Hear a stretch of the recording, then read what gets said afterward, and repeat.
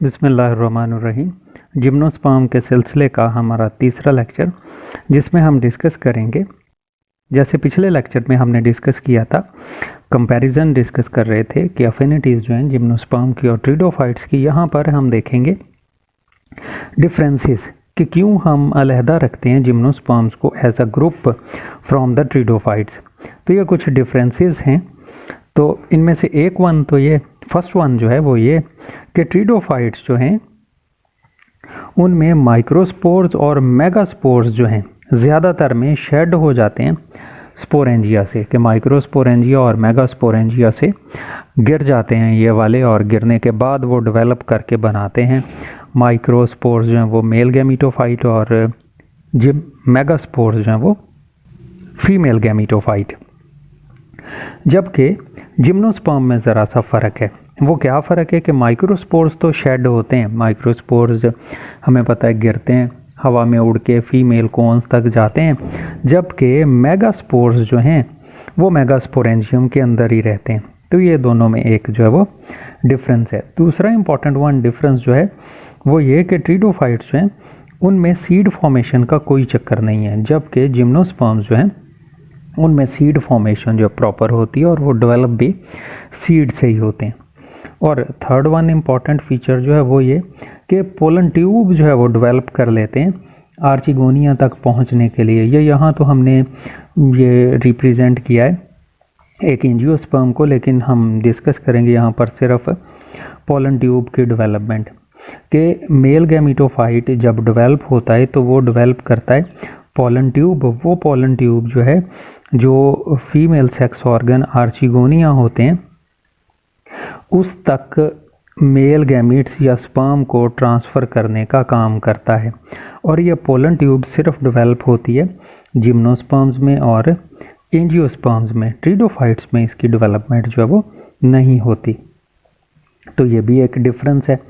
Fourth one difference जो है वो इम्पॉर्टेंट वन है इनकी गैमीटोफाइट का, कि गैमीटोफाइट जिम्नोस्पर्म्स में जो होती है वो सिंपल होती है as compare to the ट्रिडोफाइट।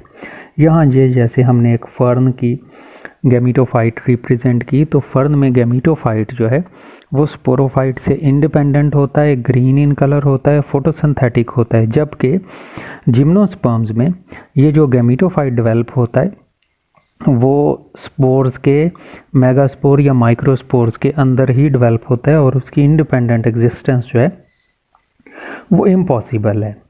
Fifth one एक और करैक्टर जो कि डिफरेंस है ट्रिडोफाइट्स और जिम्नोस्पर्म में, वो है कि जिम्नोस्पर्म में नेक कैनाल सेल्स जो हैं वो नहीं होते, और वेंटर कैनाल सेल भी प्रेजेंट नहीं होता जिम्नोस्पर्म में उनकी आर्चिगोनिया में, और नेक भी इंतहाई स्मॉल होती है। जबकि proper neck canal cell, venter canal cell और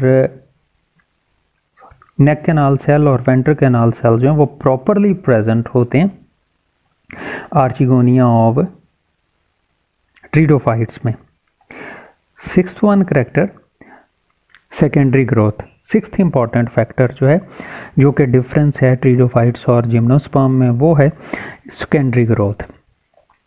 तो सेकेंडरीली ग्रो करते हैं स्टेम, और उनकी थिकनेस जो है वो इंक्रीज होती है, और वुडी इन नेचर जो है वो होते हैं, या सेकेंडरी जाइलम जो है वो ज़रूर बनती है जिम्नोस्पर्म में, और ऐसा करैक्टरिस्टिक्स जो है वो ट्रिडोफाइट्स में एब्सेंट होता है।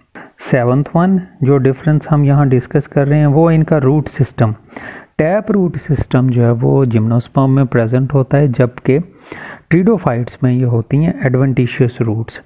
एडवेंटिशियस रूट्स जैसा हम जानते हैं कि वो स्टेम से ओरिजिनेट होती हैं, जबकि सीड से डेवलप होती हैं टैप रूट। तो टैप रूट सिस्टम जिम्नोस्पर्म में प्रेजेंट होता है, और ट्रिडोफाइट जोन में एडवेंटिशियस रूट्स होती हैं। जैसे यहाँ हमने एक फर्न में रिप्रेजेंट किया कि एक तो इनमें वो स्टेम अंडरग्राउंड है, दूसरा इसमें ये जो रूट्स हैं वो भी उनके स्टेम से या राइजोम से डेवलप हो रही होती हैं। उनके मुकाबले में जिम्नोस्पर्म्स में रूट्स जो हैं वो डेवलप होती हैं उनकी सीड से। तो ये साथ हमने डिफरेंसेस जो हैं वो स्टडी किए। तो इन पिछले दो इसमें और इससे पिछले लेक्चर में हमने डिस्कस किया कि किस तरह से ट्रिडोफाइट्स और जिम्नोस्पर्म्स जो हैं वो एक दूसरे के साथ मिलते जुलते हैं या उनके डिफरेंसेस क्या क्या हैं। नेक्स्ट हम कंपैरिजन पढ़ेंगे जिम्नोस्पर्म का एंजियोस्पर्म के साथ।